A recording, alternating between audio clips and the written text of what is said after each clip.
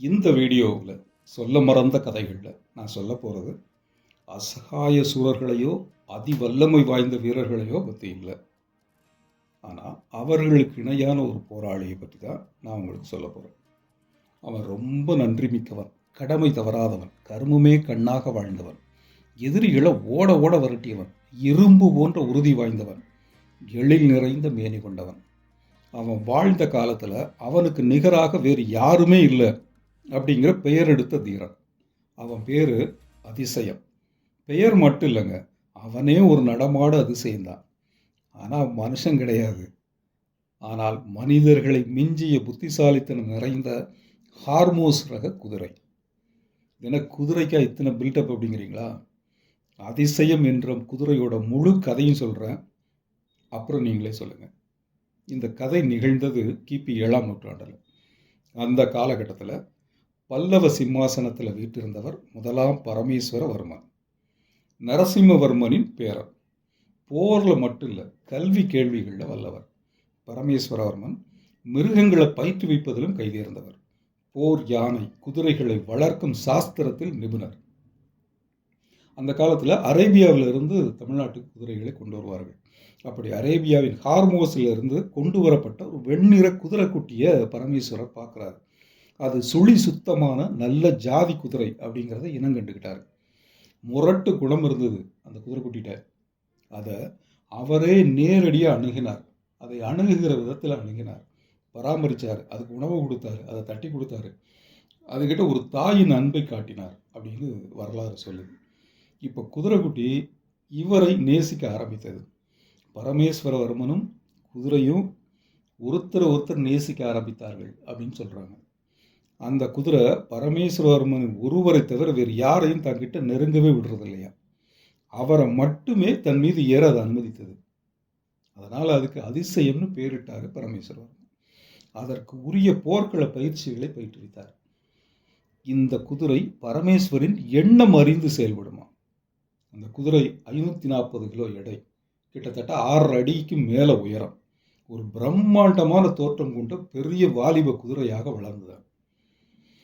மனிதர்கள் குதிரைகளோடு ஆழமான உணவுபூர்வமான பந்தத்தை உருவாக்க முடியும் அப்படின்னு இப்போ சமீபத்திய ஒரு ஆய்வு சொல்லுது. அது ஒரு நரம்பியல் அற்புதம் அப்படின்னு சொல்லி சொல்கிறாங்க, நியூராலஜிக்கல் ஒண்டர் அப்படின்னு சொல்லி சொல்கிறாங்க. இதனை சரித்திரபூர்வமாகவே மாற்றி இருக்கிறாங்க பரமேஸ்வரனும் அதிசயமும். போர்க்களத்தில் அதிசயமும் பரமேஸ்வரவர்மனும் ஒரே உடல் 2 உயிர் அப்படின்னு போராடுவாங்களாம். குதிரை உடலும் மனித தலையும் கொண்ட ஒரு ராட்சத உருவம் மாதிரி தெரிவாங்க போர்க்களத்தில். பரமேஸ்வரன் 2 கையிலையும் ஆயுதம் ஏந்தி போரிடும் வல்லமை கொண்டவர். ஒரே நேரத்தில் 2 கையிலையும் 2 வாள் அல்லது 2 வேல் ஏந்திக்கிட்டு சண்டை போடுவார்.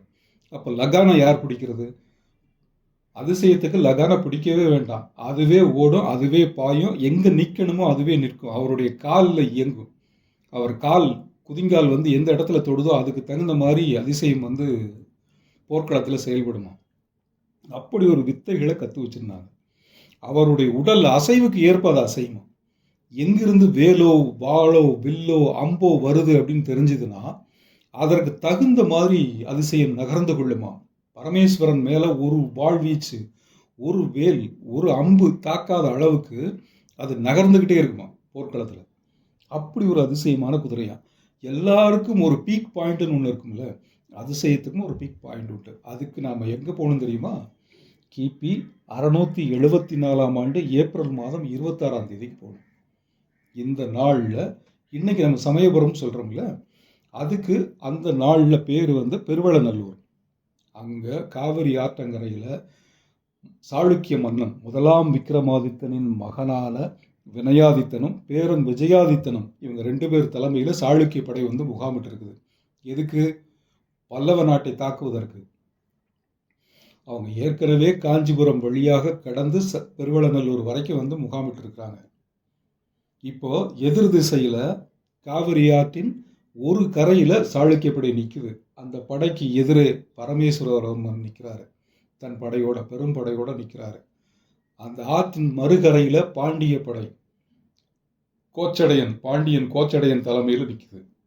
இப்போ சாளுக்கியர்களுக்கு ஒரே ஆப்ஷன், காவிரி ஆற்றில் வெள்ளம் ஓடுகிறது, அந்த காலகட்டத்தில் வெள்ளம் பாஞ்சிக்கிட்டு இருக்குது.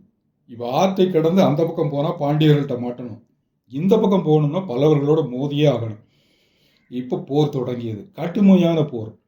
அந்த போரில் பரமேஸ்வரவர்மன் அதிசயத்தின் மீது ஏறி நின்று அதிசயம் நிகழ்த்தினார் அப்படின்னு பட்டயம் சொல்லுகிறது. போர்க்களத்தில் சாளுக்கிய படைகளுக்கு எதிராக உக்கிரமான தாக்குதலை தொடுத்தது பல்லவ சைனியம். அதிசயத்தின் மீது ஏறி போர்க்களத்தில் பெரும் சூறாவளி மாதிரி சுழன்று சுழன்று தாக்கினார் பரமேஸ்வரவர்மன். காலையில் ஒரு ஈட்டி உயரத்தில் வானத்தில் சூரியன் எழுந்து நின்ற போது தொடங்கிய போர் சூரியன் உச்சிக்கு வருவதற்கு முன்னால் முடிந்து விட்டதுன்னு பட்டயம் சொல்லுகிறது. ஆமாம், சாளுக்கிய படைகள் தோல்வி கண்டு ஓட்டம் பிடித்தன, கந்தலை கட்டி கொண்டு ஓடினார்கள் அப்படின்னு சொல்லிட்டு பரமேஸ்வரவர்மனுடைய பட்டயம் சொல்லுகிறது. கூரம்பட்டயம்னு ஒன்று இருக்குது, அந்த கூரம்பட்டயம் சொல்லுகிறது. கந்தலை கட்டி கொண்டு விஜயாதித்தனும் ஓடினார்கள். போர்க்களத்தில் அவங்க உடையெல்லாம் கிழிஞ்சு தொங்க சண்டை கிழிஞ்சு தொங்கி கந்தல் அணிந்து கொண்டு ஓடினார்கள் அப்படின்னு சொல்றாங்க. அந்த போர்க்களத்தில் அதிசயம்தான் ஹீரோ. அதன் பெருமைகளை பட்டயமாகவே பொறித்து வைத்திருக்கிறார் பரமேஸ்வரவர்மன். இப்படிப்பட்ட ஒரு சொல்ல மறந்த செய்தியை தான் நான் உங்களுக்கு இன்னைக்கு சொல்லியிருக்கிறேன். இந்த குதிரையை பற்றி, அதிசயத்தை பற்றி வரலாற்றில் வேறு எங்கேயுமே காண கிடைக்காது. இது மாதிரி நிறைய அதிசயங்கள், நிறைய விலங்குகள், மனிதர்களோடு நெருங்கி பழகிய விலங்குகளின் அதிசய குணங்கள் தமிழ்நாட்டு வரலாற்றில் நிறைய இருக்கிறது. அதை நம்ம தொடர்ந்து பார்க்கலாம். இந்த கதை சம்பந்தம் இன்னொரு சின்ன குட்டி செய்தி உங்களுக்கு சொல்லணுமா? பரமேஸ்வரவர்மனின் மனைவி பாண்டிய இளவரசி தனது தங்கை கணவரும் மைத்துனருமான பரமேஸ்வரவர்மனுக்காகத்தான் படை நடத்தி வந்திருந்தார் பாண்டியன் கோச்சடையன். இந்த பெருவளநல்லூர் போருக்கு பிறகு அவர் தன் பெயரோடு ரணதீரன் அப்படிங்கிறத இணைச்சிக்கிட்டார். கோச்சடையன் ரணதீரன் அப்படின்னு சொல்றோம் இல்லையா, இந்த போருக்கு பிறகுதான் அவருக்கு அந்த பெயர் வந்தது. ஏன் ரணதீரன்?